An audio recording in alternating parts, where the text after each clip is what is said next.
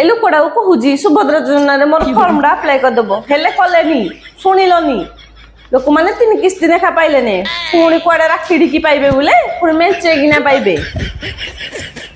ଆସେ ବସ ତୋତେ କହିବା ଆସେ କଣ ହେଲା ଶୁଣୁ ମନ ଦେଇକିନି ଶୁଣିମୁ କାନ ଦେଇକିନି ଶୁଣିମୁ ମେଣ୍ଢା କହିଲା ମେଣ୍ଢି କି କିଲୋ ଗାଁ ମେଣ୍ଢା ମେଣ୍ଢି ବୁଝିପାରୁନି ମେଣ୍ଢାରେ ଅଣ୍ଡରା ମେଣ୍ଢିଟା ହଉଛି ମାଇ ମାନେ ଗାଁର ସମ୍ପ୍ରଦାୟ ହଉଛି ତ କଣ ହେଇଛି ମେଣ୍ଢା କହିଲା ମେଣ୍ଢି କିଲୋ ମେଣ୍ଢି ଆଉ ଗାଁ ଚୌପାରିକି ନେତା ହେଇଛି ଇଲେକ୍ସନ ଛାକୁ ନା ମିଟିଂ ଡାକିକି ଚାଲ ସବୁ ମାନେ ବଂଶ ଦରିଆ ସବୁ ଲୋକ ଗଲେ ଖାଲି ଆମେ 2 ଜଣ ଅଛନ୍ତି ତାକୁ ସାଙ୍ଗେ ତାକୁ ଛୁଆଟି ଅଛି କହିଲା ମୁଇଁ ମିଶେ ଯିବି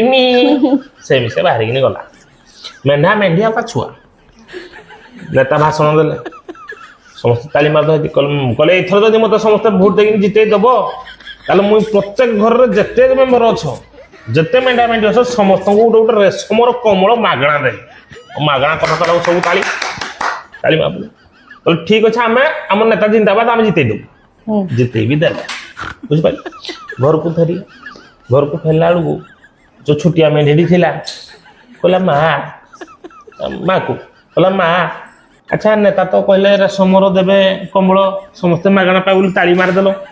ରେଶମ କମଳ ଆଇବ କୋଉଠୁ ତୁ ବି ଜାଣିପାରିଲୁନି କିଲୋ ଏ ମେଣ୍ଢା ମେଣ୍ଢି ସମସ୍ତଙ୍କୁ ତ ନଣ୍ଡା କଲେ ଯାଇନି ରେଶମ କମଳଟା ବନେଇ ହବ ତମେ ଠିକ ତେଣୁ ୟାକୁ ଚାଞ୍ଚି ଦେଲେ ସମ୍ପୂର୍ଣ୍ଣ ରେଶମ କମଳ ଇଏ ପିନ୍ଧିବେ ଯେ ସୁଭଦ୍ରା ପଇସା ଯୋଉମାନେ ପାଉଛନ୍ତି ଆମଠୁ ସବୁ ଚଞ୍ଚା ଧନ ଇଏ ହେଇତି ଯୋଗୁ ଚିନି ରେଟ୍ ଏତେ ବଢିଗଲା ପଇସା ଆଇବ କୋଉଠୁ କିଲୋ ମାଗଣା ଯଦି ତମେ ସବୁ ଖାଇବ ସରକାର କଣ ତାକୁ କୋଡେ ଅମାର ଘର ଖୋଳିକିରି ରଖିଛେ ତମକୁ ଦେଇଦ ଖାଲି ବିଞ୍ଚି ଦେବେ କି ଆମ ପଇସା ସବୁ ଆମ ଏଠିକି ଆଇବ ଯେତେ ମାଗଣା ଖାଇବ ସବୁ ଜିନିଷ ରେଟ୍ ବାଟେ ହେତେ ବଢିବ ବୁଝିପାରିଲ ତେଣୁ ସୁଭଦ୍ରା ପକେଇକି ମାଗଣା ଜିନିଷ ନା ଧରିବୁନି ଯେପର୍ଯ୍ୟନ୍ତ ଆମ ପାଖରେ ସମ୍ବଳ ଅଛି ଯୋଉଟା ସମ୍ବଳ ନଥିବ ହାତ ପାତିକିନି ବି ବୁଝିପାରିଲୁ ଯା ଆଉ 2 କହିବୁନି ମାଗଣା ଜିନିଷ ମତେ